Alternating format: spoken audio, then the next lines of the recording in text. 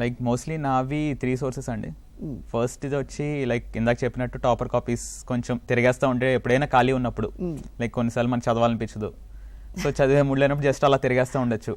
So తిరిగేసినప్పుడు then we get some ideas, okay ఇలా చేయొచ్చు ఇలా. That is one source. Second source వచ్చి అండ్ నాకు ఫస్ట్లోనే ర్యాంక్ రావడం వల్ల 2021లోనే I got a very good network of friends who are also rankers. నాకు వాళ్ళందరూ కూడా పరిచయం అయ్యారు. సో వాళ్ళతో మాకు పియర్ గ్రూప్ ఉండడం, who are already rankers. So మాలో మేము ఏమైనా ఐడియాస్ షేర్ చేసుకోవడం. అది కొంతమంది ఇక్కడ టెస్ట్ సిరీస్ ఎవరికైనా మెంటర్స్ ఉంటారు. అండ్ నేను పర్సనల్గా అంత రిలై అవ్వలేదు ఏ టెస్ట్ సిరీస్.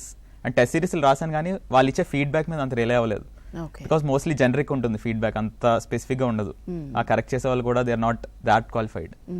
సో అందుకని and because I had access to already rankers ఉంది కాబట్టి I never relied on that feedback. కొంతమంది దే క్యాన్, ఇఫ్ ఎవరికైనా గుడ్ మెంటర్ దొరికితే they can rely on that. And third and the most important is self analysis. So మనం ఒక paper రాసిన తర్వాత so we need to analyse what went right and what went wrong. ఎందుకంటే okay మనం 7 minutes రాయడం is different. ఒక 2-3 days తర్వాత ఖాళీ కూర్చొని చూస్తే మనకే చాలా ఐడియాస్ వస్తాయి ఆ టైం ప్రెషర్ లేనప్పుడు.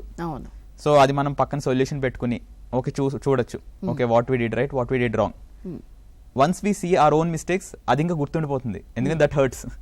చూసినప్పుడు అరే ఇది రాసి ఉండొచ్చు, ఇది ఎలా మర్చిపోయాను అనేది.